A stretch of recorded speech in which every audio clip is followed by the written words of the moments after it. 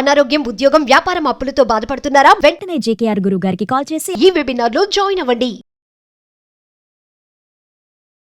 Hi hello నమస్తే, welcome back to Suman TV. ప్రస్తుతం మనతో పాటు ఉన్నారు legendary award winner and analyst, TEDx speaker doctor Nandi Rameshwar Rao గారు. సార్తో మాట్లాడదాం. నమస్తే సార్. నమస్తే. సార్, బంగారం ధరలు చూసుకుంటే మన నిన్నటి వరకు వరుసగా పెరుగుకుంటూ వచ్చింది, చాలా హై వెళ్ళిపోతుంది, ఇంక లక్షకి వెళ్ళిపోద్ది అనుకుంటున్నారు. 96,000 దాకా వెళ్ళింది. ఈ రోజు చూసుకుంటే కొంచెం తగ్గింది మళ్ళీ.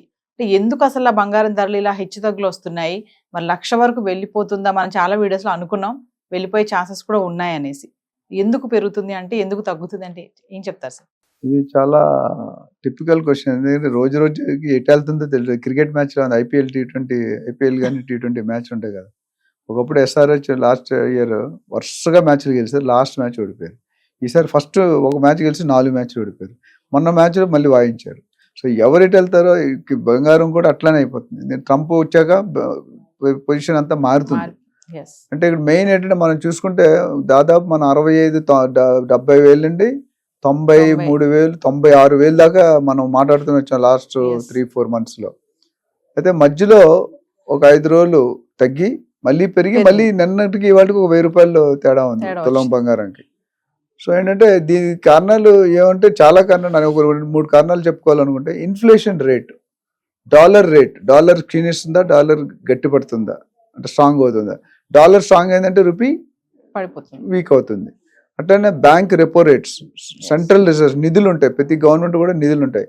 సో ఇవి ఒక తర్వాత అమెరికా పెద్దన్న ఏం చెప్తే అదే, అమెరికాలో ట్రంప్ గారు తుమ్మితే ఇక్కడ మోడీ గారు తుమ్మినట్టే, మోడీ గారు తుమ్మితే ఇక్కడ లోకల్లో కాంగ్రెస్ తుమ్మినట్టే. అట్లా ఎఫెక్ట్, క్యాస్కేడింగ్ ఎఫెక్ట్ అంటారు. అంటే మరి ట్రంప్ ఇప్పుడు ఈ సుంకాలకి 60 days 90 days బ్రేక్ ఇచ్చారు కదా సార్, అందుకోసమే తగ్గింది అనుకోవచ్చా గోల్డ్ రేట్? అది మెయిన్ రీజన్. కాబట్టి ట్రంప్ ఇప్పుడు 90 రోజులు ఇచ్చాడు, రేపు 60 రోజులు అంటాడు, లేదు 30 రోజులు అంటాడు, 120 రోజులు అంటాడు. ట్రంప్ని ఇప్పుడు ఏంటంటే నమ్మే సూచనలు చాలా తక్కువ. ఊహించిన విధంగా ప్రిడిక్ట్ చేయడం చాలా కష్టం, ప్రెజ్యూమ్ చేసుకోవడం చాలా కష్టం. ఎందుకంటే ట్రంప్ రోజు రోజుకి మారుతాడు, సంచలన ఒకటే అనుకుంటున్నారు. రోజు హెడ్లైన్స్ రావాలంటే ఏదో మంచి పని చేయాలి, మంచి పని చేయాలంటే 30-20 సంవత్సరాలు పడుతుంది గుడ్ నేమ్ రావాలంటే. అదే బ్యాడ్ నేమ్ రావాలంటే ఒక్కసారి చెప్పే కదా, మీరు ఒక్కరిని కొట్టారు అనుకోండి, మీరు వెళ్ళి మీ కెమెరామెన్ హెడ్లైన్స్ వస్తుంది, నవీన కెమెరామెన్ కొట్టింది అని. అదేం సబ్జెక్ట్? ఇప్పుడు అల్లు అర్జున్ గారు వచ్చింది, ఏమొచ్చింది సబ్జెక్టు? ఆ జానీ మాస్టర్ ఎవరు వచ్చి, అదేమైనా ఉపయోగం సబ్జెక్టా? ఇప్పుడు నిన్న ట్రాఫిక్ ఉంది, దాని మీద ఎవరు ఎక్కువ మాట్లాడట్లేదు. నిన్న యాక్సిడెంట్ మనం మాట్లాడుకున్నాం. సో ఇక్కడ బంగారం రేట్ అంటే నాకు తెలిసి తగ్గేది తక్కువ, ఎక్కే రేషియో ఎక్కువ ఉందండి. నేను గత 3 నెలలు 4 నెలలు, అందుకే బంగారం ఎవరైనా డబ్బులు ఉంటే కొనుక్కోవడం చాలా ఉత్తమం. ఎందుకంటే ఇది డెఫినెట్గా 1,00,000 రూపాయలు ఈ సంవత్సరానికి టచ్ అవుతుంది అనే ఒక ఊహాగానాలు వినిపిస్తున్నాయి. ఎందుకంటే ఆల్రెడీ 96,000 వరకు ఎంతో మొన్న 92-93 పడినట్టు ఉంది, మళ్ళీ 95 తక్కువనే వచ్చింది, 96 మళ్ళీ ఒక. సో ఇప్పుడు గత ఇంకా మనకి 8 నెలలు ఉంది, ఏప్రిల్ తీసేస్తే ఇంకా 8 నెలలు. 8 నెలల్లో 2 నెలలకి 500 రూపాయలు పెరిగినా అయిపోద్ది. 500 1,000 రూపాయలు పెరిగినా 2 నెలలకు 1,000 రూపాయలు పెడితే 4 నెలలు 4,000, 1,00,000 గోల్డ్ అని అంటే రౌండ్ ఫిగర్, 6 ఫిగర్ ఇన్కమ్ అంటారు కదా, 6 ఫిగర్. సో గోల్డ్ వరకు నా ప్రకారం ఏంటంటే ఎవరైనా డబ్బులుండి స్తోమత ఉండి కొనుక్కుంటే ఒక 1/4 kg నుండి 1/2 kg బంగారం ఇంట్లో కొని, పెళ్లికి అవి కాకుండా రిజర్వ్. ఎందుకంటే ఒక 1/4 kg 1/2 kg పెట్టుకుంటే ఆల్వేస్ సేఫెస్ట్. ఎందుకంటే ఇమీడియట్ డబ్బులు వచ్చి ఇది ఒకటే, షేర్లో రాదు, స్టాక్లో రాదు, మ్యూచువల్ ఫండ్స్లో రావు, LICలో రావు, అవన్నీ ప్రాసెస్ ఓరియంటెడ్, స్టార్ హెల్త్ ఇవన్నీ. బట్ ఇది ఒక్కసారి ఇప్పుడు ఇచ్చే మరి క్షణం మీకు డబ్బులు వస్తాయి.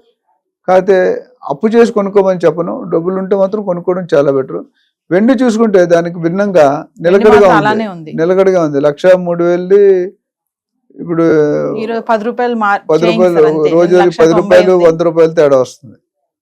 సో పెద్ద డౌన్ ఫాల్ లేదు. బట్ జనరల్ 2 ప్రొపోర్షన్, ఇది పెరిగితే అది పెరుగుతుంది, ఇది తగ్గితే తగ్గుతుంది. బట్ ఈసారి కొద్దిగా ఇది తగ్గింది, అది కొద్దిగా పెద్దగా తగ్గలేదు, ఇంపాక్ట్ పెద్దగా లేదు.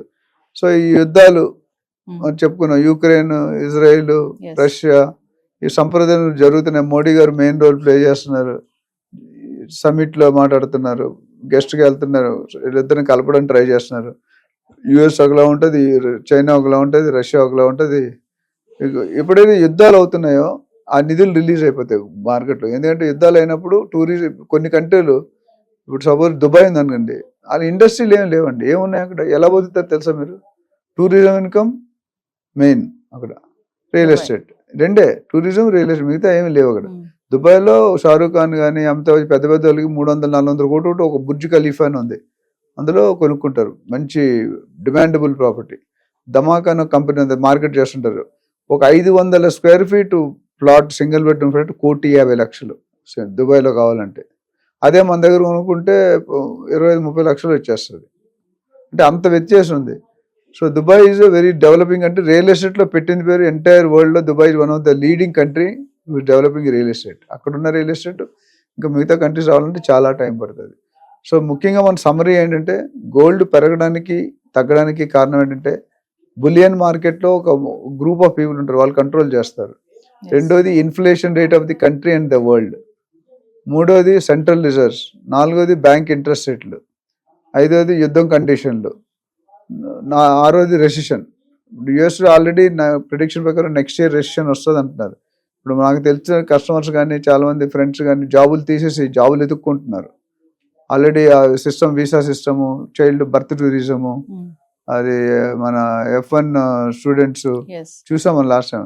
ఇప్పుడు కూడా కష్టాలు కంటిన్యూ అవుతున్నాయి. చాలా మంది ఇండియాలోనే తీసేస్తున్నారు. మనం లేటెస్ట్గా చూసుకుంటే మైక్రోసాఫ్ట్, గూగుల్, అమెజాన్ ఇలాంటి కంపెనీలు ఆల్రెడీ లే ఆఫ్కి ఇంటి ఇచ్చేసారు.